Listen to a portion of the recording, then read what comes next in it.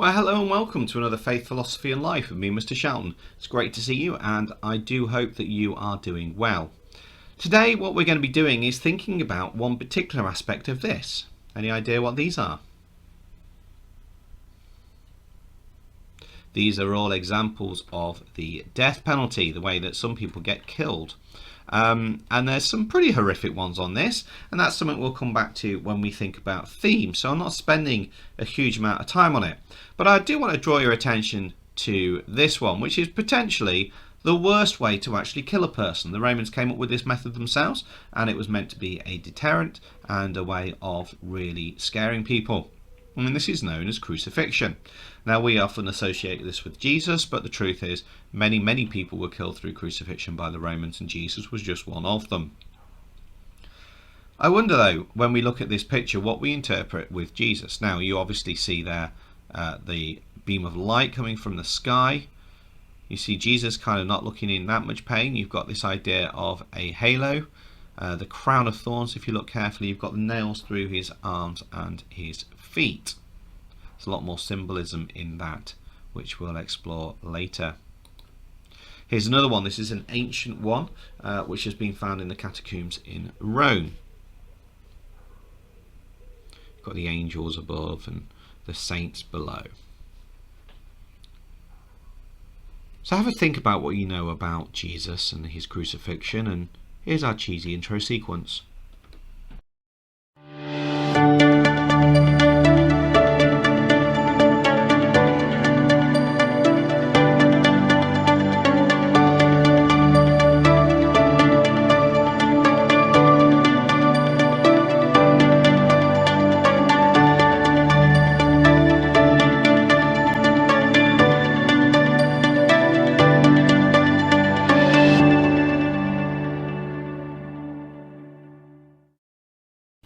So our title today is Why is Jesus' Crucifixion Important? Okay, we're going through a little unit on Christianity, or a big unit on Christianity, and we looked at the incarnation of Jesus. Today we're looking at the crucifixion of Jesus, next time the resurrection, and then we'll look at his ascension as well. So why is the crucifixion of Jesus important? We're going to explore the events surrounding the crucifixion of Jesus and why they're important. And we're going to extract information for a formal response as well. It's going to be good if you can recall the events surrounding Jesus' death. Great if you could explain why Jesus' death is important to Christians, and even better if you can relate that knowledge to your own lives. And you might say, well, how's that going to work? Well, we're going to see. That's all I can say. Go on the journey with me. So we've looked at some art. We're going to watch a couple of media clips, and we've got the Death of Jesus worksheet, and then there's an exam question as well, as you would expect. So first off, the first thing I need you to do is to read pages 18 to 21 of the books and answer all the questions, apart from the extended evaluation questions, that is, and that's your homework, because there's a fair bit in there that I need to cover that we're not going to have a chance to cover today. I'll have that linked in the description below as well. So to start off with then, I've got a clip from The Lion, the Witch and the Wardrobe, a film some of you may have seen. If this clip doesn't play, I will have it in the description below, just in case YouTube blocks it. And there's three questions here I'd like you to talk about. What happened? How would it have felt to be Lucy? And after the event, how do you think people would have felt? So have a look at this now, and then we're going to come back to me.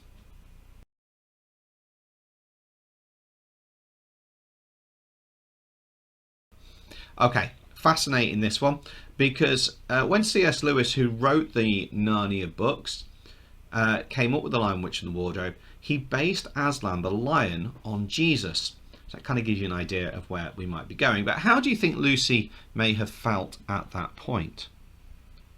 How do you think all the ogre type people would have felt?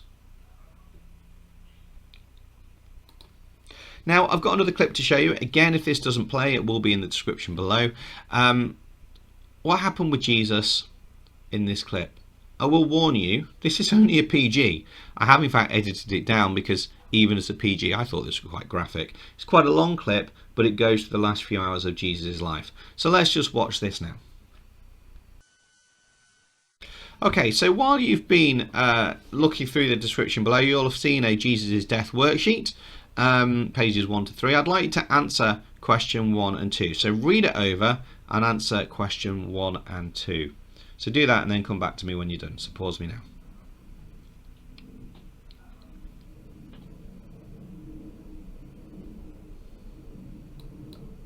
So we said it'd be good if you could recall the main events around Jesus' death. I think we've covered those quite well. Explain why his death is important to Christians, and that's really what that worksheet was about that you've just done. So here is the question for you. The crucifixion of Jesus was the most important part of Jesus' life, 12 marks. And you'll see above me there some biblical quotes that we've referred to a few times. I'd like you to choose a couple of those that you could include. You're going to need an argument for, an argument against, a rebuttal, a third point of view, and your opinion. Remember though, your opinion needs to be a conclusion-y thing of which of those three are the most important. Okay, and if you're for or against, try and use a quote. So you're going to compare the crucifixion with, let's say, the incarnation, which is the other one we've studied so far. So you should find this fairly straightforward. You're going to come up with a paragraph saying why the crucifixion is the most important part of Jesus' life. That's your for, using one of those quotes. Then you're going to do a paragraph about why the incarnation is more important, using one of those quotes and explaining it. Then you're going to do a third point of view. Okay, it might be a little hard to do at this point because we don't necessarily know a third point of view, but what else might be important in Jesus' life? Maybe his miracles or his parables, if you know anything about that. And then you're going to reach some sort of conclusion. As we go through this and you build up your knowledge, this will get a bit easier. So give yourself 12 minutes, give yourself a go. Even if you can just do your for and against and your my opinion, using a quote that's explained, then that's going to be in the right direction anyway. We can worry about that third point later if we need to. So give that a go and then come back to me and I'll show you how it's marked.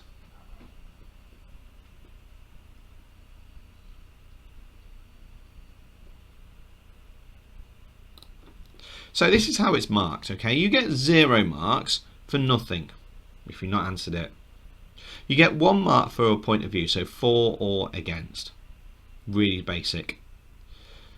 You can also actually get up to 6 marks if you've got a reasoned consideration of a point of view. So if you've just got the one point of view about why the crucifixion is important, and you've got some, I don't know, some explanation around that, then that could potentially gain you 4 to 6 marks.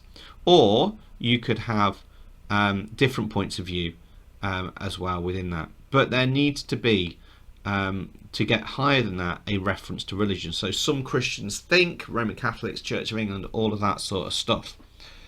Not actually difficult to do this if you follow the Fermi formula. It's going to be 7 to 9 marks if it's a reasoned consideration of different points of view. You should hopefully all be able to do for and against, in my opinion, with quotes. And to get 10 or 12, it's a well-argued response, different points of view, a logical change of reasoning leading to a judgment, which is your my opinion, which is one you think is the best and why. So give yourself a grade, give yourself a score out of 12, and maybe set yourself a target for something to do differently next time. So pause me while you do that and then come back and we'll just finish it off.